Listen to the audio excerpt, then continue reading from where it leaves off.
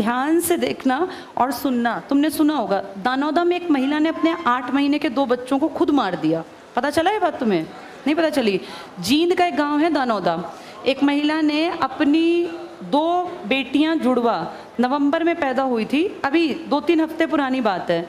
उसके दादा दादी, उसके हस्बैंड, सब लोग गए काम पे और उस महिला ने वो बच्चियां नहलाई धुलाई और पता नहीं उसके दिमाग में क्या आया, उनको उसने सुला दिया और फिर तकिया लेके उनके मुंह पे रख दिया और इतना दबाया वो तकिया कि बच्चियां मर गई।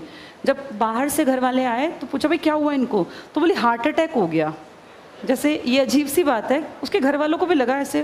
फिर अब कोई किसी पे क्या शक करे, माँ पे कौन शक करे?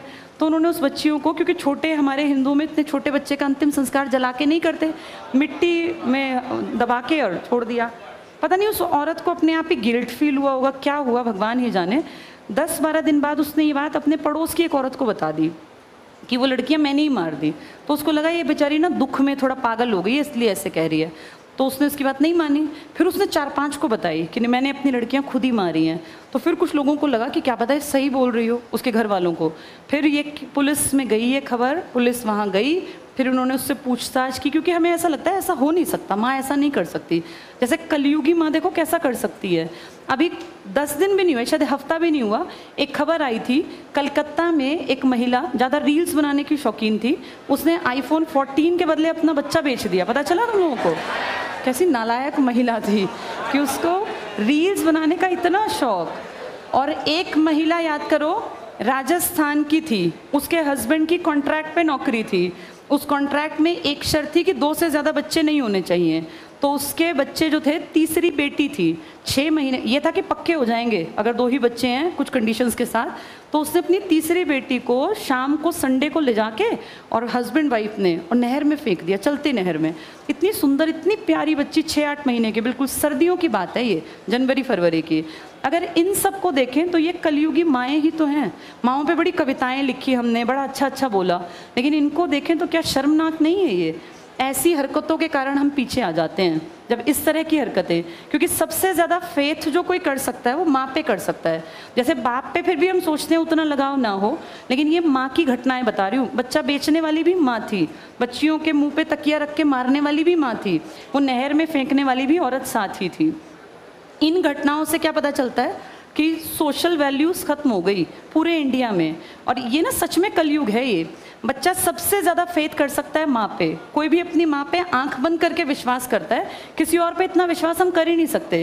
लेकिन आज कलयुग है, ऐसे केसेस आते हैं जिसमें माएँ ही बच्चों की संपत्ति हड़प जाती हैं। पहले क्या होता था, बच्चे माँ की संपत्ति, तो नॉर्मल था, बच्चे माँ की संपत्ति खा गए बाप की संपत्ति। आर्टिकल नहीं था वो, कौन सा चेंज किया था, 44वां 300A बनाना पड़ा।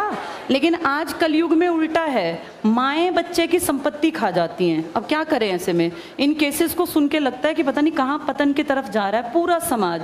और जिस पे सबसे ज़्यादा फेथ कर सकते थे माँ, अब उस पर क्वेश्चन मार्क है। ये सारी घटनाएं आप गूगल पे सर्च कर सकते हो, मैंने इनमें कोई बढ़ा के नहीं बताया, ये सच में इस साल में घटित हुई हैं, अभी कुछ दिनों के अंदर अंदर। तो देख लो इसमें हालत। फिर सामाजिक प्रगति सूचकांक में सबसे असुरक्षित कौन सा राज्य मिला? हरियाणा। ये शर्म की बात है। और इसके बाद दूसरा नंबर किसका है? उड़ीसा का। पूरे इंडिया की रिपोर्ट बनी और उसमें हरियाणा सबसे ज़्यादा असुरक्षित है। असुरक्षा का संबंध कहीं ना कहीं रोजगार से भी होता होगा या नहीं होता? जहाँ रोजगार ज़्यादा होगा वहाँ सुरक्षा का थोड़ा फर्क पड़ेगा ना। लेकिन अगर आप आगे पढ़ोगे तो यहाँ उड़ीसा का भी नंबर आ गया। इसका मतलब रोजगार के बाद भी इसमें वैसा क्राइम नहीं गिनेंगे।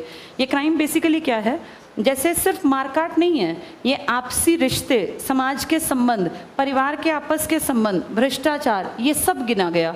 और इनमें सबसे खराब हालात निकले हरियाणा के।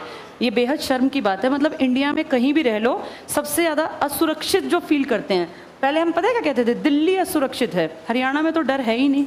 लेकिन अब इस रिपोर्ट में, और ये रिपोर्ट किसी एक आदमी ने नहीं निकाली, ये पूरे हर चीज़ को मिला के हर डिपार्टमेंट से आंकड़े इकट्ठे करके तब निकली है सामाजिक प्रगति सूचकांक, कि तुम सोशली कितनी प्रोग्रेस कर रहे हो, इसका इंडेक्स है ये। 28 राज्य लिस्ट में लगाए गए और इसमें असुरक्षा की बात की गई, तो उसमें तुम्हें नंबर कौन सा मिला है? ये बहुत शर्म की बात है, तुम 2 चीज़ों में नंबर 1 हो, पीछे जो बहुत ही बुरे हैं। एक तो बेरोजगारी की दर सबसे ज़्यादा 37%, और एक सामाजिक असुरक्षा, और तीसरे में भी तुम नंबर 1 हो। तुम्हारे यहाँ 33% लोग जो तुम्हारी एज ग्रुप के हैं, ना वो कोई रोजगार कर रहे और ना वो पढ़ रहे। ये लिखित में आंकड़े आए हैं। 33% लोग युवा वर्ग के ना किसी स्कूल कॉलेज कहीं जाते पढ़ने और ना ही रोजगार। अगर तुम्हारी उम्र का कोई बच्चा खाली बैठा है तो ऑब्वियस सी बात है वो गलत काम करेगा खाली, क्योंकि एनर्जी का लेवल इस टाइम पे बहुत ज़्यादा होता है। यहाँ क्यों ऐसी लिस्ट बनी है? तुम नंबर 1 पता है क्यों बने हो? क्योंकि तुम्हारे हरियाणा में पिछले कुछ सालों में